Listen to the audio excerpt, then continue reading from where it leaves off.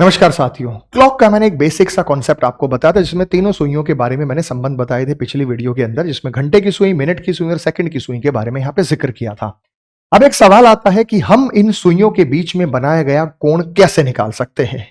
मेरे भाई, अगर मान लीजिए कोई ये कहे आप लोगों से कि भाई 6:15 पर कितना एंगल बनेगा, तो 6:15 पर बनने वाला कोण अगर आपको बताना है तो घड़ी के हिसाब से 6:15 का समय कुछ इस तरीके से होता है। 6:15 पर बनने वाला जो समय होता है, जो कोण होता है, वो कुछ इस तरीके से होता है कि ये सुई ठीक 6:03 पर होती है, कि ये सुई ठीक 3 पर होती है, लेकिन ये जो सुई है ये 6 पर नहीं होती, ये 6 से थोड़ा सा आगे होती है। तो ये एंगल आपको बताना है ये कितने डिग्री का एंगल है। तो मेरे भाई, आप जरा ध्यान देंगे यहां पे तो आपको एक चीज तो डेफिनेटली नजर आएगी कि भाई ये जो एंगल है ये 90 डिग्री का है, क्योंकि मैंने पहले भी बताया कि इनके बीच में 30-30 डिग्री का फासला होता है। तो ये जो एंगल आपको नजर आया ये कितने डिग्री का नजर आया? ये 90 डिग्री का, क्योंकि 30 + 30 + 30 ये 12 भाग में 30-30 डिग्री बटे हुए हैं। तो ये एंगल जो आपको नजर आया ये 90 डिग्री का ही एंगल आपको नजर आ रहा है, ये 90 डिग्री का एंगल है। अगर ये छोटा सा एंगल मैं इसमें जोड़ दूं, अगर मैं छोटा सा एंगल इसमें जोड़ दूं तो आपका आंसर फाइनली आ जाएगा। देखो, पहले मैं लेंदी बताऊंगा, इसका कॉन्सेप्ट बताऊंगा और फिर इसकी ट्रिक बताऊंगा। फार्मूले की जरूरत नहीं है, आप तुरंत एंगल निकाल सकते हैं। घड़ी में घंटे और मिनट की सुई के बीच में कोण निकालना हो तो आप तुरंत निकाल कर बता सकते हैं कि ये जो एंगल बनेगा यहां कितने डिग्री का बनेगा। तो मेरे भाई, जैसे आपने यहां पर देखा, अब ये तो 90 डिग्री का एंगल है।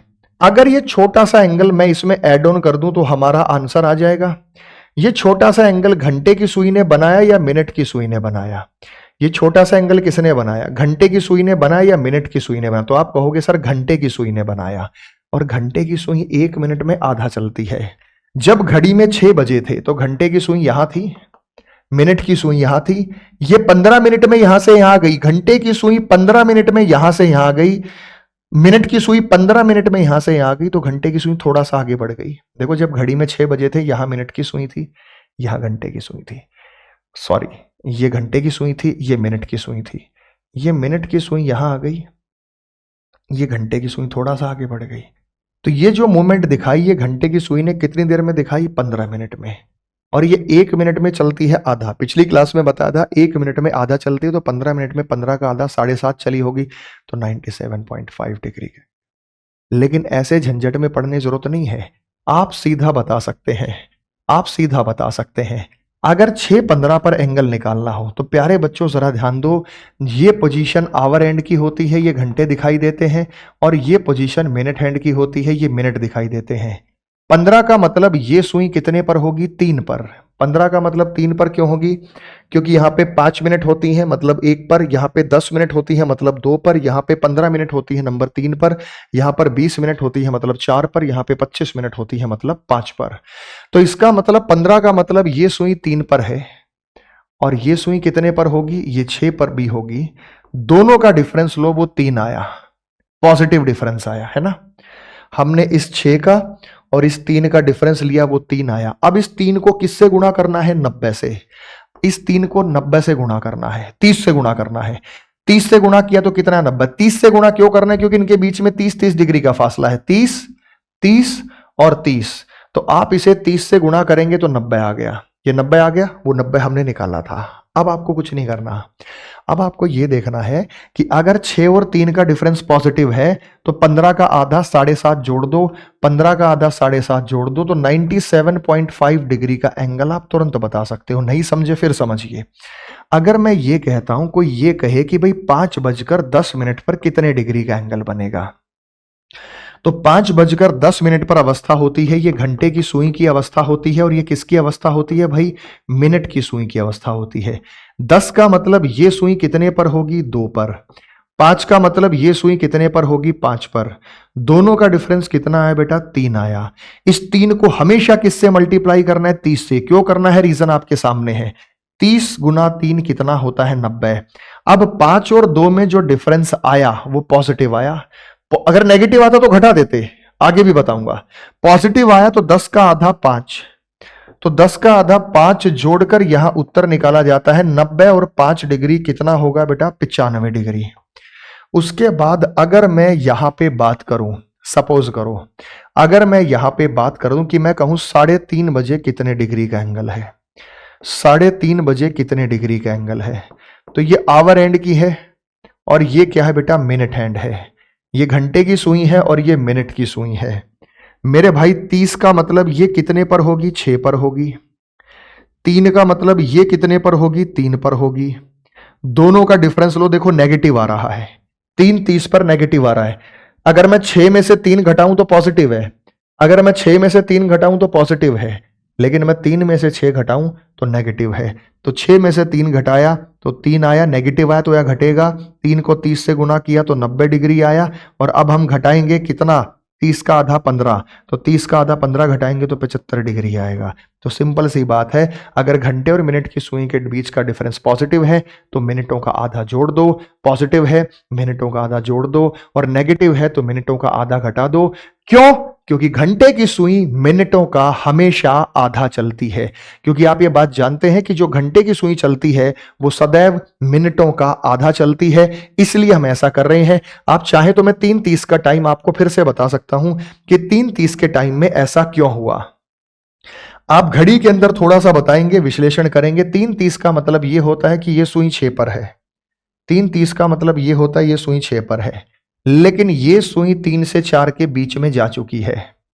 आपने जो यहां पे गैप लिया, आपने जो यहां पे गैप लिया वो ये वाला लिया, आपने जो गैप लिया वो ये गैप आपने लिया। जब आपने पूरा, मैं 3:30 बजे की ही यहां पे बात कर रहा हूं, मैं 3:30 बजे की ही यहां पे बात कर रहा हूं, तो ये सुई 3 पर और ये सुई कितने पर? 6 पर।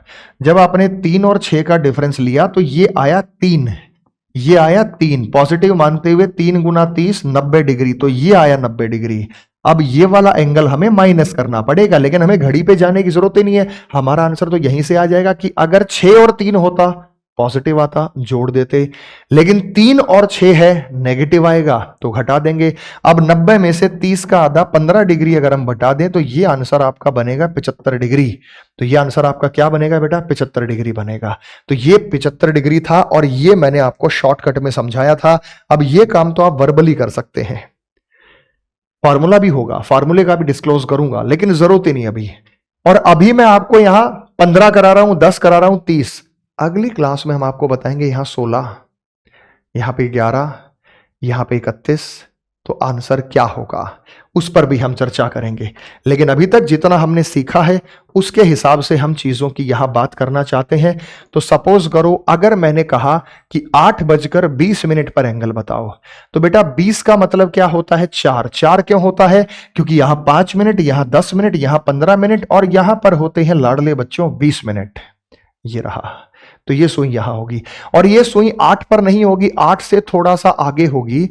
ये सुई 8 पर नहीं होगी, ये सुई 8 पर नहीं होगी, ये सुई 8 से थोड़ा सा आगे होगी। तो ये रहा बेटा हमारे पास 20 और ये 8 से थोड़ा सा आगे होगी। ये एंगल हमें बताना है, तो मैंने कहा दोनों का डिफरेंस लेंगे।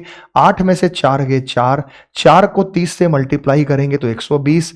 अब पॉजिटिव डिफरेंस आया तो 20 का आधा 10, हम यहां पे जोड़ देंगे। 120 और 10 130 डिग्री का एंगल आपको यहां पर नजर आ रहा है। तो ये रहा 130 डिग्री का एंगल। मैं फिर दोहरा दूं, अगर यहां 21, 22, 23 होता तो कैसे करते मैं आने वाली वीडियो बताऊंगा, लेकिन ये काम आप बड़े आसानी से कर सकते हैं और वर्बली आप यहां पे बता सकते हैं।